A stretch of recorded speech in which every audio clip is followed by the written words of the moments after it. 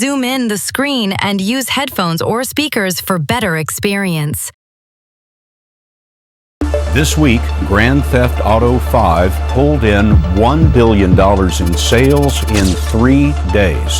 No movie or music release has ever come close to that. 3, 2, 1.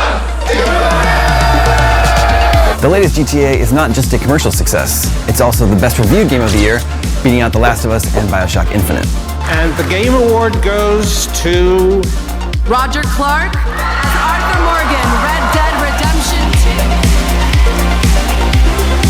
2. Red Dead Redemption 2. We're going to be talking about Grand Theft Auto here on Good Day New York, but let's do it because the highly anticipated trailer, the second trailer for Grand Theft Auto 6, finally here, and it's already breaking records. And yes, what you're about to watch is not real life. This is actually a video game. Look at these graphics. Disclaimer, ये channel gaming पर based नहीं है। ये story है Rockstar Games as a company की journey के बारे में। So be sure to subscribe if you love diverse stories from different fields, और अगर नहीं तो आराम से बैठिए and enjoy the video. Rockstar एक ऐसी कंपनी जिसे शायद ही किसी इंट्रोडक्शन की जरूरत है।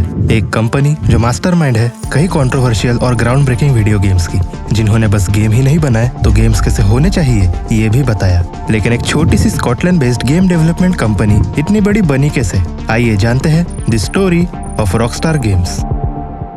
कहानी की शुरुआत होती है 1980s के दशक से स्कॉटलैंड के एक शहर डंडी में, जहां एक यंग और aspiring game developer David Jones 1987 में एक कंपनी की शुरुआत करते हैं जिसका नाम वो रखते हैं DMA डिजाइन। उस समय गेम्स उतने फैंसी नहीं हुआ करते थे। जहां डेवलपर्स कई आर्ट स्टाइल्स और गेम प्ले मैकेनिक्स को एक्सप्लोर कर रहे थे, जॉन्स और उनकी टीम को अपनी पहली सक्सेस 1991 में मिली with the game named Lemmings, जिसे साइग्नोसिस ने पब्लिश किया था। और ये एक पजल स्ट्रेटेजी गेम था, और ये वो टाइम था जब इंडस्ट्री को DMA डिजाइन का पोटेंशियल दिखने लगा था। लेकिन एक गेम और आने वाला था जो पूरी इंडस्ट्री को हिलाकर रख देने वाला था।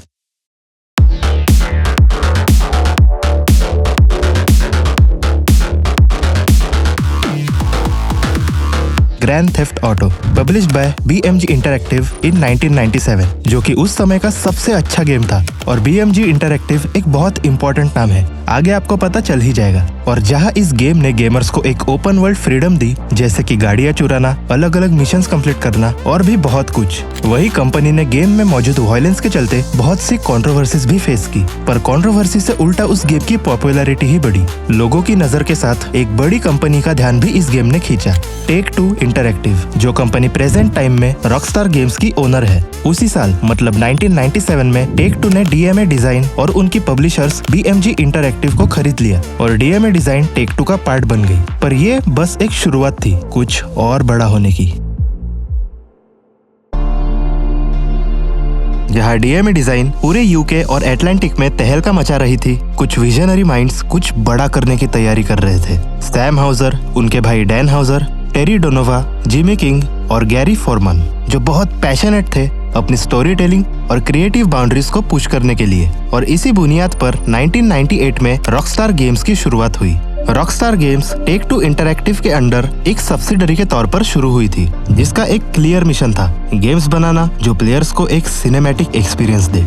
तो जब Rockstar as a company grow कर रही थी, ग्रैंड थेफ्ट ऑटो फ्रेंचाइज कुछ बड़ा करने की कगार पर थी। तो रॉकस्टार को उसमें पोटेंशियल दिखा और डिसाइड किया कि अब वो पूरी तरह से DMA डिजाइन्स को अपने अंडर ले लेंगे। और 2002 में रॉकस्टार ने DMA डिजाइन को अपने अंडर ले लिया और DMA डिजाइन को एक नया नाम मिला, रॉकस्टार नॉर्थ, एक स्टूडियो जो आगे चलकर रॉकस्टार के फ्लैगशिप सीरीज का एक मेन स्टूडियो बनने वाला था। और इसी के साथ एक नए इरा की शुरुआत हो चुकी थी।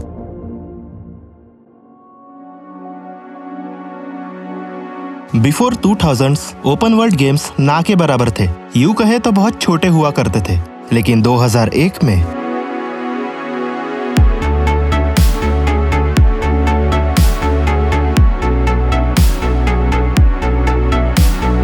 रॉकस्टार नॉर्थ ने पब्लिश किया GTA 3 को, जो कि दुनिया का पहला 3D open world crime game बना। और ये बस एक GTA फ्रेंचाइज का सीक्वल नहीं तो एक रिवॉल्यूशन था। गेम ने गेमर्स को लिबर्टी सिटी में एक कंप्लीट फ्रीडम दी, जहां वो सिटी को एक्सप्लोर कर सकते थे with missions and obviously cars. Game की मैच्योर थीम्स और वायलेंट नेचर ने कंट्रोवर्सीज तो खड़ी की, लेकिन कंट्रोवर्सी ने बस GTA 3 की सक्सेस की गाड़ी में पेट्रोल का काम किया। क्रिटिक्स ने इसकी तारीफें की और गेमर्स तो पागल ही हो गए, बिल्कुल जैसे हम लोग GTA 6 के ट्रेलर को देखकर हुए थे। With each new release Rockstar अपनी बाउंड्रीज पुश करता गया। 2002 में रॉकस्टार ने लाई एक vibrant 1980s Miami inspired city, vice city, filled with neon lights, crime lords, and an unforgettable soundtrack. उसके बाद आया San Andreas in 2004, an ambitious title that expanded the formula of RPG elements, multiple cities, and a deep immersive story. ये games सिर्फ entertainment ही नहीं तो एक cultural events बन चुके थे। रॉकस्टार ने खुद को ऑफिशियल इंडस्ट्री लीडर के तौर पर एस्टेब्लिश कर लिया,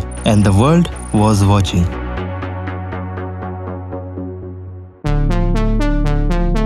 GTA की जबरदस्त सक्सेस के बाद भी रॉकस्टार सिर्फ एक ही बड़ी फ्रेंचाइज से सेटिस्फाई नहीं थी। कंपनी और नए नैरेटिव्स और सेटिंग्स एक्सप्लोर करना चाहती थी। 2001 में रॉकस्टार ने पब्लिश किया मैक्स पेने, एक ग्रिटी नियोनायर शूटर जिसमें एक डीप इमोशनल स्टोरी थी। ये गेम एक क्रिटिकल सक्सेस बना, which introduced the now iconic bullet time mechanics. 2006 में बुली ने रॉकस्टार का signature open world game play एक हाई स्कूल सेटिंग में लाया, ये प्रूव करते हुए कि एक स्कूल या ड्रामा भी एक अनफॉरगेटेबल एक्सपीरियंस बन सकता है। But it was Red Dead Redemption in 2010, जिसने रॉकस्टार की असली कैपेबिलिटीज दिखाई। वाइल्ड वेस्ट के आखिरी दिनों में सेट ये गेम जॉन मार्स्टन की ट्रेजिक स्टोरी बताता है, एक पुराना डाकू जो क्राइम वर्ल्ड को छोड़ना चाहता है। इस गेम के emotional story telling, breath taking landscapes और इमर्सिव गेम प्ले के लिए इसकी बहुत तारीफें हुई। बाय द टाइम 2018 में RDR 2 लॉन्च हुआ और रॉकस्टार ने फिर से एक नया स्टैंडर्ड सेट कर दिया। अब बात सिर्फ ओपन वर्ल्ड्स की नहीं थी,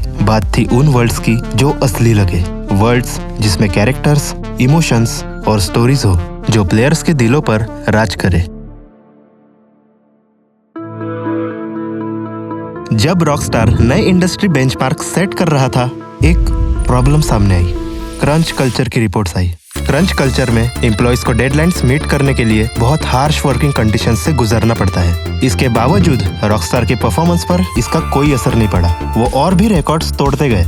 2013 में GTA 5 रिलीज होता है और हिस्ट्री का फास्टेस्ट सेलिंग एंटरटेनमेंट प्रोडक्ट बन जाता है, with earning of $1 billion in just 3 days. और तब से GTA 5 आज भी one of the best selling video games बना हुआ है। फिर आता है GTA ऑनलाइन, जो इस फ्रेंचाइज को एक एवर इवॉल्विंग ऑनलाइन एक्सपीरियंस बना देता है। और ये रॉकस्टार के लिए एक बहुत बड़ा रेवेन्यू सोर्स बन चुका था, जिसने प्लेयर्स को आज भी एंगेज रखा है विद अपडेट्स, एक्सपेंशंस और ऑनलाइन हाइस्ट्स। माइक्रो ट्रांजैक्शंस और डेवलपमेंट डिलेस को लेकर क्रिटिसिज्म के बाहर आने पर भी रॉकस्टार गेम्स टॉप पर रही। As we look to the future, one question remains. Rockstar आगे क्या करने वाला है? GTA 6 के ऑफिशियल अनाउंसमेंट के बाद anticipation is higher than ever. Fans एक ऐसा गेम एक्सपेक्ट कर रहे हैं जो फिर से ओपन वर्ल्ड की एक नई डेफिनेशन दे, with new standards of story telling and immersion. Challenges और कंट्रोवर्सीज के बावजूद रॉकस्टार गेम्स आज भी हिस्ट्री के one of the most influential developers है। उनके गेम्स एक एक्सपीरियंस से कहीं ज्यादा है। They are the experiences that shape the industry and culture itself. एक चीज तो पक्की है, रॉकस्टार आगे जो भी करे, the world will be watching.